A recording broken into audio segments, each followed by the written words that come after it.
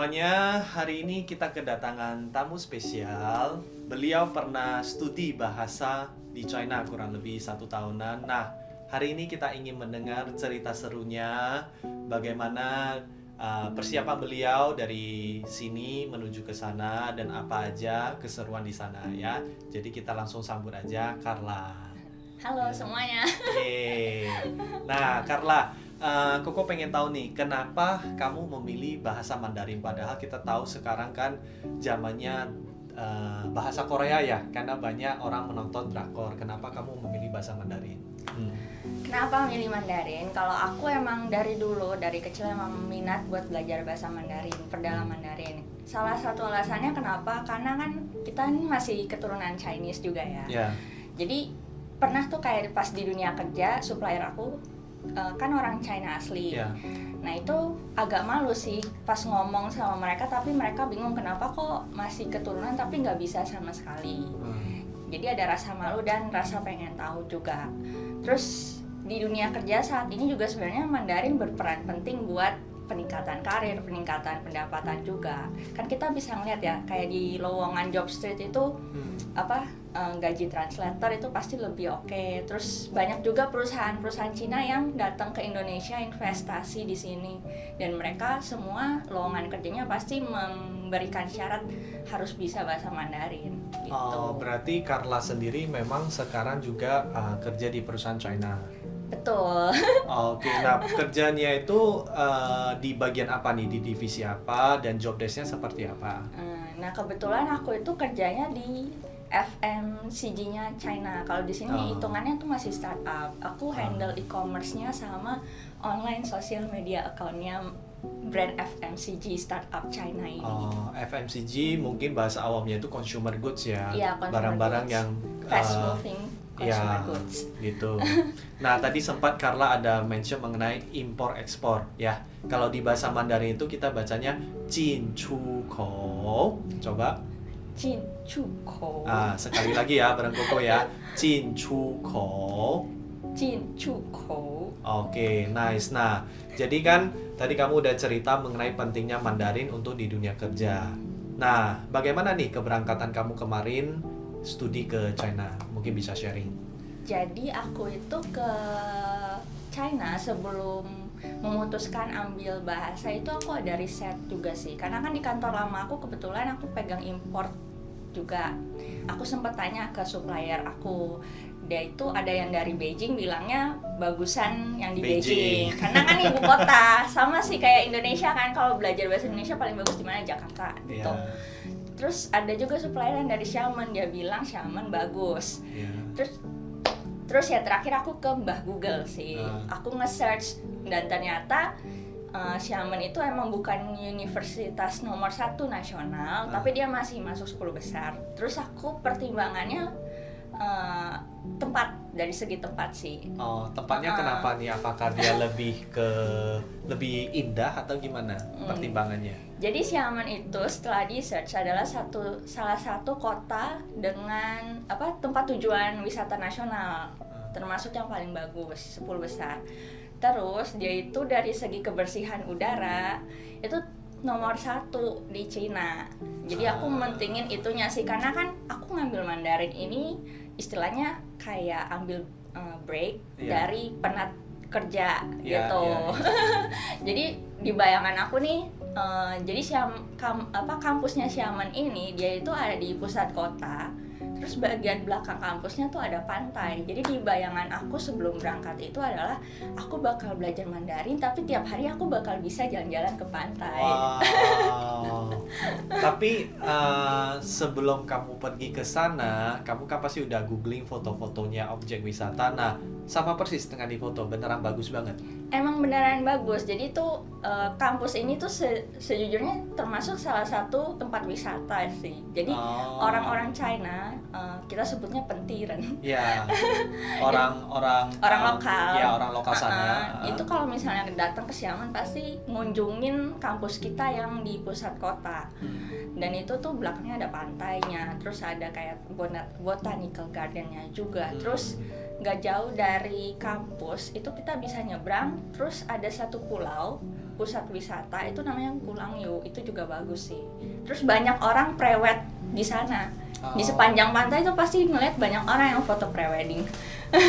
Nah, berarti kampus kamu itu kan tadi kamu bilang sebenarnya lokasinya itu kan boleh dibilang terkenal sebagai objek wisata, ya kan? Nah, kampus kalian itu lokasinya gimana nih? Apakah rute menuju ke sana agak ribet atau seperti apa? Oh, rutenya ya. Jadi kalau misalnya by flight, naik pesawat dari Jakarta ke Xiamen tuh ada, langsung pakai Xiamen Air. Itu dari bandara ke kampus yang pusat kota ini. Jadi itu Xiamen University itu ada dua. Oh, ya, ada dua. Ada dua. Jadi Xiamen University yang di pusat kota kita sebutnya Xiamen Xiata Taunei sama Xiata Xiang'an satu lagi. Jadi itu kampus Xiamen juga, tapi adanya bukan di Xiamen, adanya di Xiang'an-nya, di kota kecil. Jadi Xiamen itu kan pulau. Ya. Dia kota tapi pulau. Terus kita nyebrang terowongan bawah laut, baru deh nyampe ke Xiang'an gitu. Nah, anak-anak internasional yang belajar bahasa kelasnya adanya yang di Xiata Xiang'an. Nah, berarti kemarin Carla ini pas ke China itu lewat pendaftaran sendiri atau lewat agensi? Aku lewat pendaftaran sendiri. Jadi itu gimana tuh alurnya tuh? Masih ingat nggak? Ingat tapi nggak detail ya. Jadi aku cari websitenya kampus. Nah, website kampus kan ada dalam bahasa Inggrisnya ya. Jadi aku translate dulu nih ke bahasa Inggrisnya, yang ke versi bahasa Inggrisnya. Nah, di situ sebenarnya lengkap sih kalau misalnya kita rajin baca. Atau misalnya kurang jelas pun dia ada cantumin kontak WeChat ataupun email international office-nya. Jadi dari situ kita bisa dapat guide-nya dan apply sekolahnya pun lewat online. Itu ya gitu. Jadi sebenarnya semua udah praktis sih, lewat online aja gitu. Berarti menurut Carla nggak harus banget pakai agensi kok. Sebenarnya yang penting kita harus banyak riset, langsung masuk ke official website kampusnya, semua informasi semua udah sangat mencukupi ya. Iya, tapi sebenarnya kalau misalnya emang nggak punya waktu buat riset, itu lewat agensi juga nggak apa-apa sih, karena kan selain pendaftaran itu kita masih mesti urus visa kan. Biasanya kalau lewat agensi itu mereka lebih bisa menjamin proses visa kita gimana. Karena kan kadang-kadang kita udah apply visa nih, tapi ada yang ditolak karena apa yang kurang. Sedangkan agensi kan mereka lebih berpengalaman gitu. Bahkan kemarin kamu urus visa itu juga sendiri? Iya, aku urus visa sendiri juga. Wanita kuat, wanita hebat hashtagnya. Nah, balik lagi ke day to day. Saat kamu kemarin di China itu gimana tuh? Day to day belajar bahasa China ya. Jadi kan tadi aku sempat bilang ya, kalau kampusnya Xiamen itu ada dua. Yang satu yang di pusat kota, pusat wisata juga. Yang satu lagi tuh yang di Nongchun, di desa. Itu tuh kalau naik bus itu adalah tempat perhentian terakhir tuh baru sampai di kampus kita. Itu berarti kurang lebih hitungan menit apa jam nih?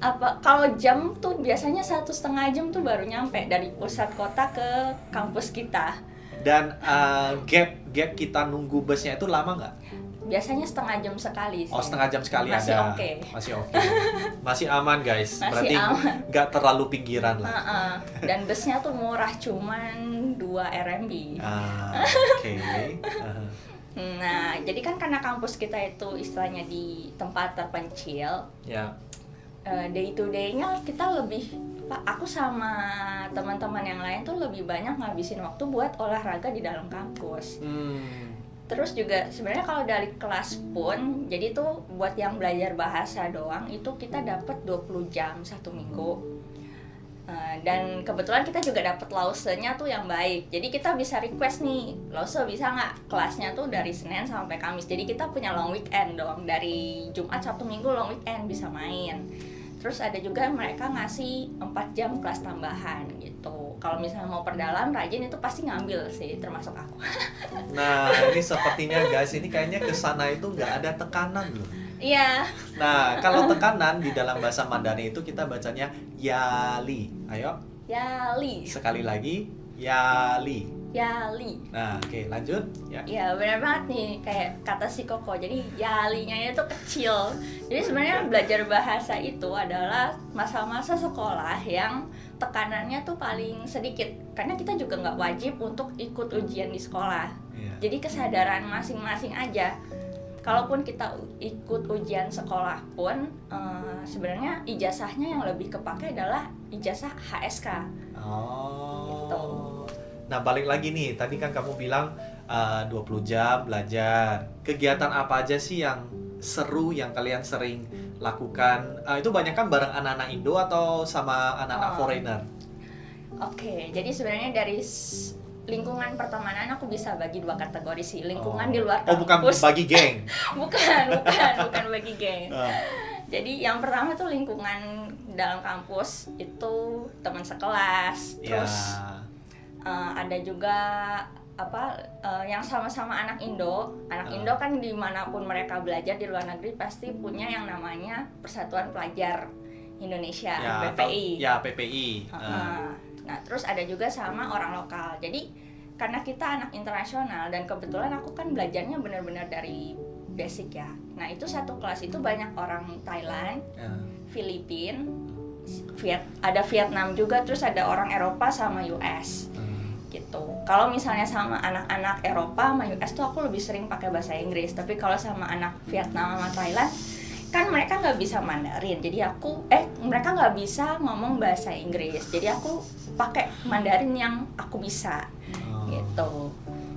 Terus di luar kegiatan belajar juga biasanya Lause kita tuh ada suka nawarin, misalnya kayak ada karya wisata sekolah ke pusat wisata yang ada entah di kampus, karena kampus punya museum juga di dalam kampus.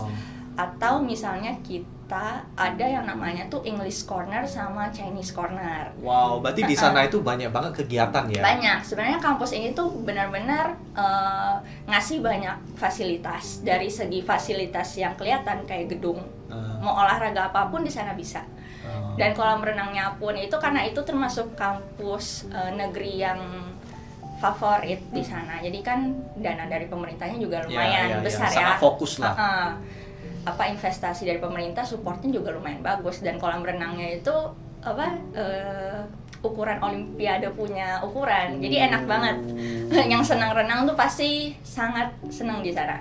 Terus nah tuh guys, lihat ya, Carla di sana terlepas dari belajar bahasa juga mengikuti banyak kegiatan. Nah, kegiatan di bahasa Mandarin itu kita bacanya hotong.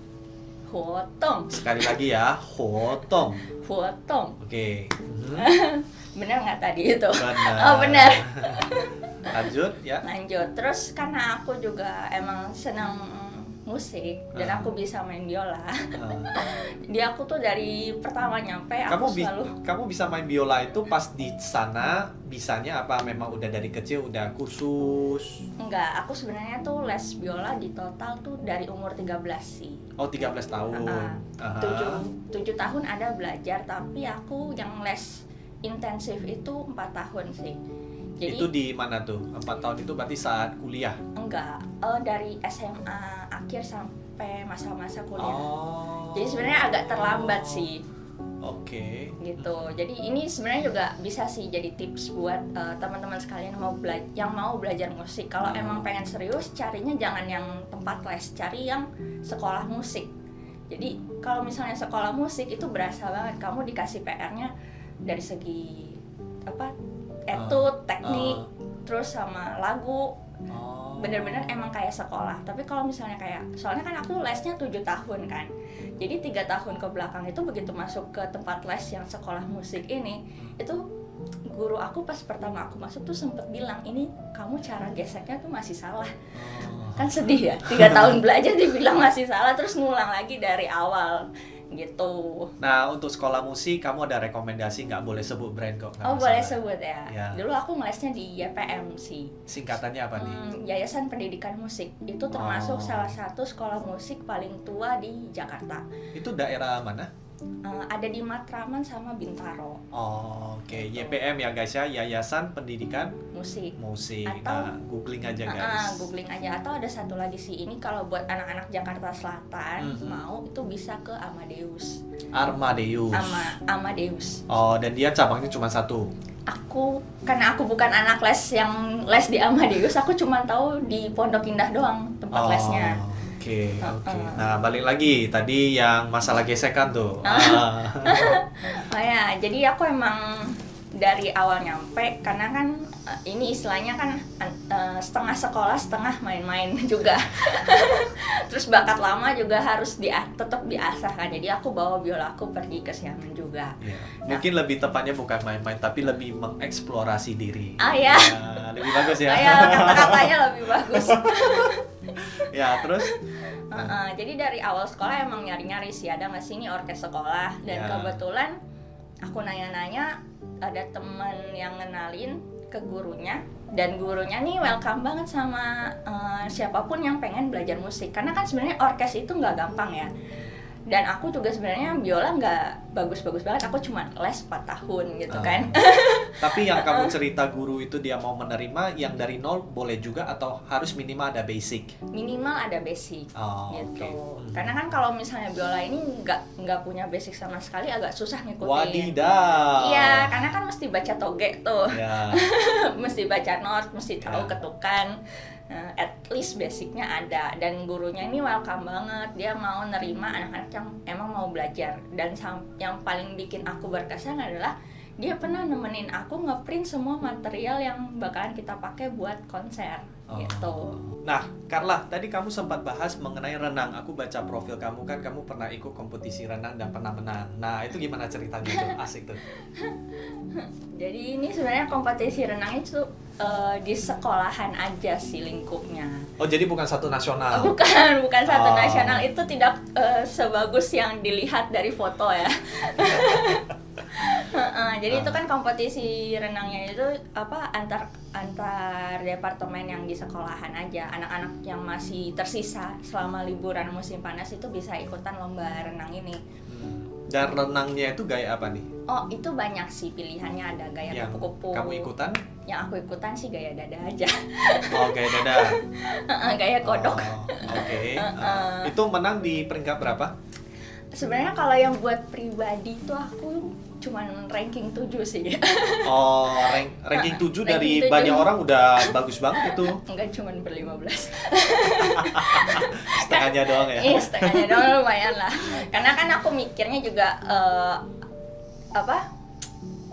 kapan lagi gitu nyoba-nyoba ikut kan. Ya. Manfaatin aja momen yang ada kesempatan apa kita ikut aja. Terus sebenarnya tapi dari segi kan kita dari Highway Sweden, Ya. istilahnya yang grup anak internasional kan. Nah itu kita baru menang yang secara kelompok tuh poinnya menang juara 3 gitu. Oke. Nah, itu kan mengenai renang. Nah, Koko jadi ingat mengenai masalah HSK.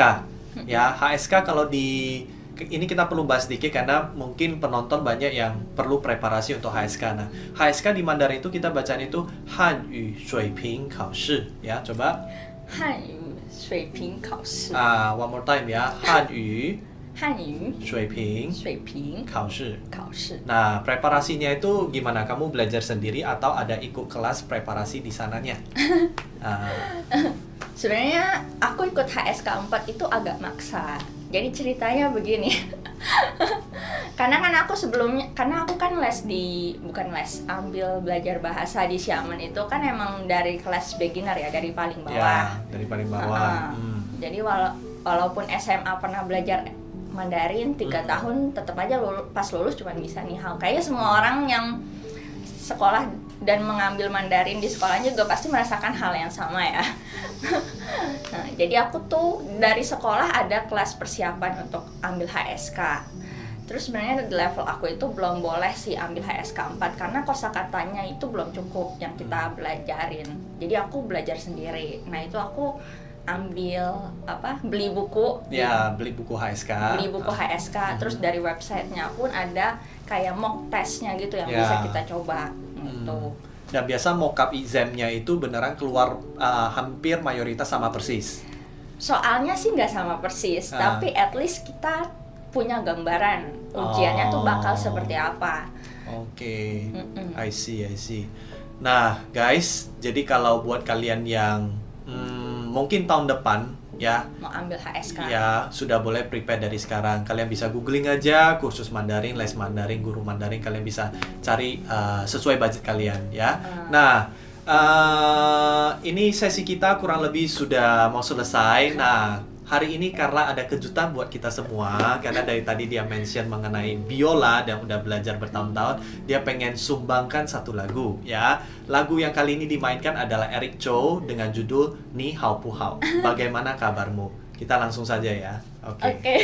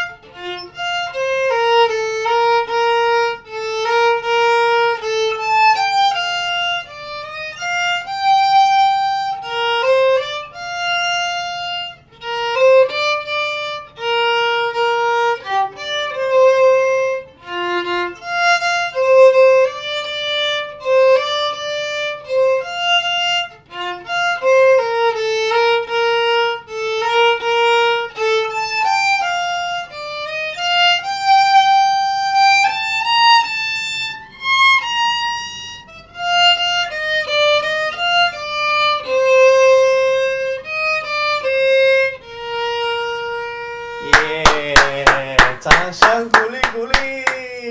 Tuh guys, bagus ya. Nah, kalau buat kalian yang mau belajar biola dasar ataupun mau nanya-nanya persiapan ke China seperti yang tadi sudah di-sharing sama Cici Carla, kalian bisa langsung DM karena nanti Koko ada tag akun Carla. Oke? Sampai jumpa di sesi berikutnya. Bye-bye.